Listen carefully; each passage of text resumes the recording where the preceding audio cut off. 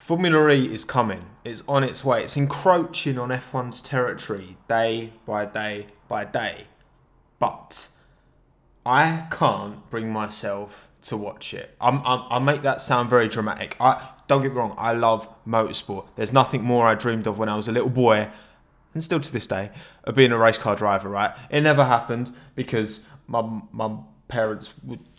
dad wanted me to play football instead, which I love as well. But regardless of that, I love motorsport. Okay, so obviously, if Formula E is on, yeah, I might give it a watch. But I'm nowhere near as engaged and just with it than I am with F1 and other motorsports. But I feel like I've identified. I've thought long and hard about this because I genuinely feel there's just a few things Formula E needs to sort out. And if it does, then I tell you what, F1's got something to worry about. And again, I should love it.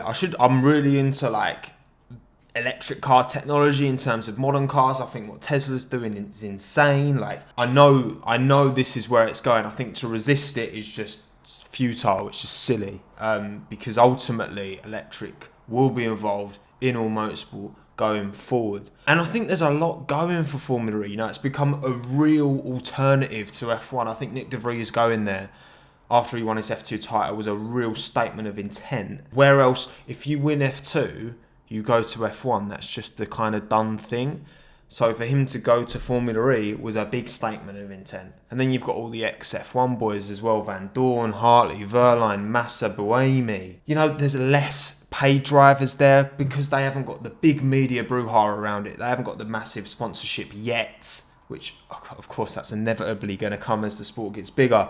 But right now you're getting drivers that are genuinely like top draw, real good drivers. It's bringing motorsport to cities around the world to people who would never usually see it because most tracks are out in the arse middle of nowhere. Bringing it to cities around the world, again, is an amazing marketing tool. There's a lot going for Formula E. And like I said, I feel that if they sort these four things out, these four things that I've identified, I'm going to love it. I might have to rebrand to Tommo F1/E.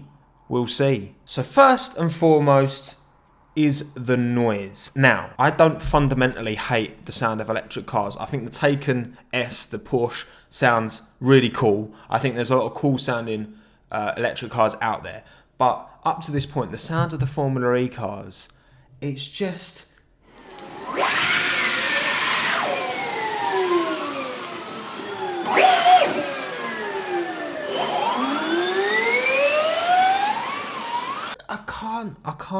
I can't do it. This is literally, I switch it on and I'm just like, I hate the noise. I hate it. It's just like a visceral, like inside of me. It's like scraping nails on a chalk. It's horrible. The noise needs to change. I'm not saying artificial noise. I think that's wrong as well. I just think there must be some kind of way of, there's no exhaust, but just, I don't know, like managing the sound and making it sound less. I don't like it. I really don't like the sound. That, above all, honestly, I think that's my biggest gripe. The noise makes me switch off. Change it, Formula E. So, point number 2.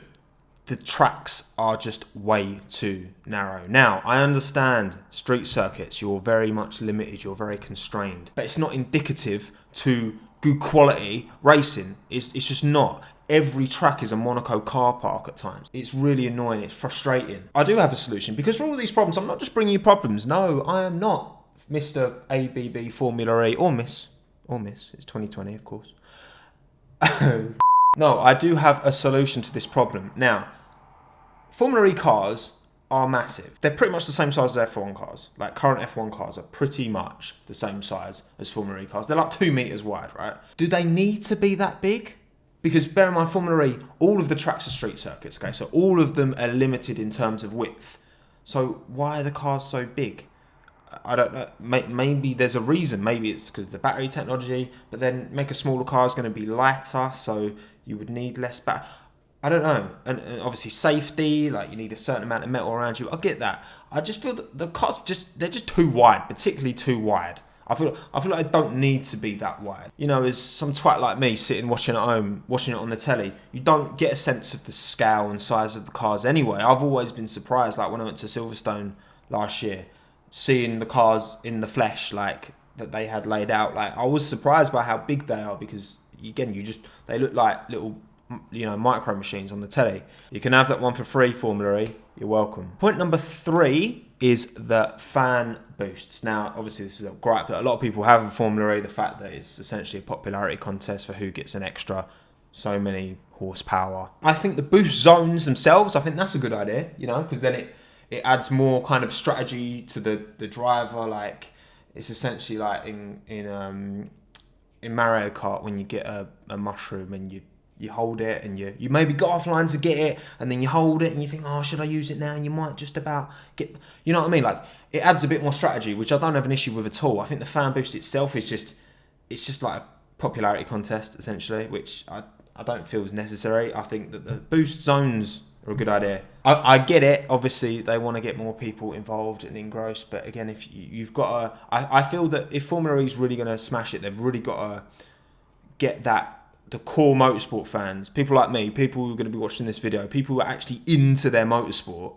not just random people, like get them on side. The rest will come. The rest will come with bullshit marketing and all that stuff, right? You need to have the fandom on side. And that's what I feel F1's losing a bit of. I feel that a lot of kind of the old school F1 fans are a bit disenfranchised at the minute. If you're one of those fans watching this video, let me know. Are you disenfranchised with F1? And if so, can you see yourself moving to Formula E? Because it maybe is a bit less artificial in some ways, ironically. And so the fourth and final reason that I think Formula E isn't quite there, but if they address this and they could be, is there's no sense of the drivers really being on the raggedy edge.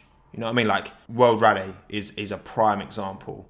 When you see rally drivers ripping it through these fields, these forests, you can see they're on the edge constantly. They're balancing it. It's you can really see the art form, okay? In F1, when it's a wet race, you can really see it. In Germany last year, you can really see the drivers struggling, really, really balancing, really using all of their skill and ability. Great drivers, great wet weather drivers like Jenson Button, for example. Great example of a driver who was a very good driver, but he really came alive when grip was low, when he really had to show what he was made of, right? So for me, and this is a bit of a problem in F1, although again, there's so much speed and the drivers do seem like they're on the edge a lot of the time. But in Formula E, I just don't see any sense of the drivers being on the edge. It just feels really flat. Like the racing just doesn't, they're not going slow. Of course they're not.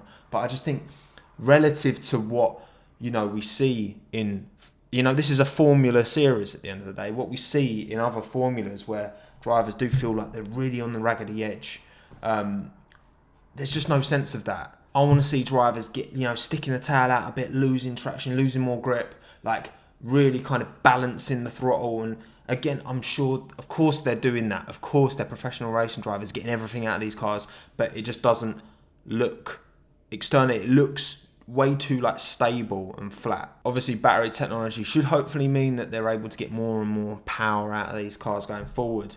So I think, you know, that's very important. You know, stick them all rear drive, high power, low grip tires. Just make it look more of a spectacle. You know what I mean? Like more challenging, more on the edge, more like on the edge of our seats, watching and thinking, what the f*** is going to happen here, man? You know, people criticize F1 for the cars being too fragile, but I like the fact that you could slightest little touch and boom, you know, someone's wheels blowing up like Leclerc and Vettel. Like that was sick. That was like obviously really unlucky for them, but I thought it was fun. You know what I mean? It's good.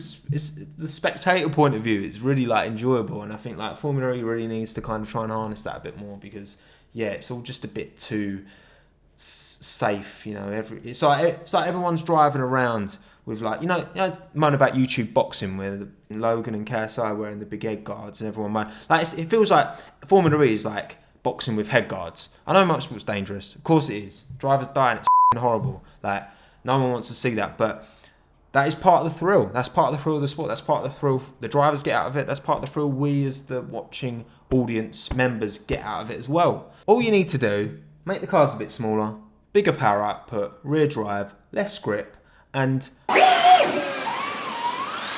do that, and then you got me. And I think you'll get F1. And I'm sure Liberty Media will develop and engage, but I think, you know what, man, like, sort them things out. And I'm going to London. You know what? I might try and go to London for the next Formula E race. I hadn't thought of that until now. That could be or let me know above. Should I go to the London Formula E race? Above, yeah, tick that. That's my 6pence, 2pence, 4pence, whatever the saying is, on what FE needs to do to beat F1. I don't know how I'm going to title this. It might be something like that. Very clickbaity. I'll go for the maximum clickbait because I need views. Yeah, thank you very much for watching. Please drop a like on this video if you have enjoyed it, and subscribe if you're new and you want to see more. I'm actually recording it is 38 minutes past midnight on my birthday, so happy birthday to me. You can't be mean to me in the comments, it's not allowed. If you see anyone being mean in the comments, tell them off because it's my birthday. Literally today's been mad. Like, I uploaded my 2021 driver predictions today. My subscribers went from like 300 yesterday, and I think I might break 1,000 tomorrow. It's like crazy. So thank you all so much who are watching. Thank you YouTube. Home page features is where I'm getting all my views from. So thank you for recommending these videos.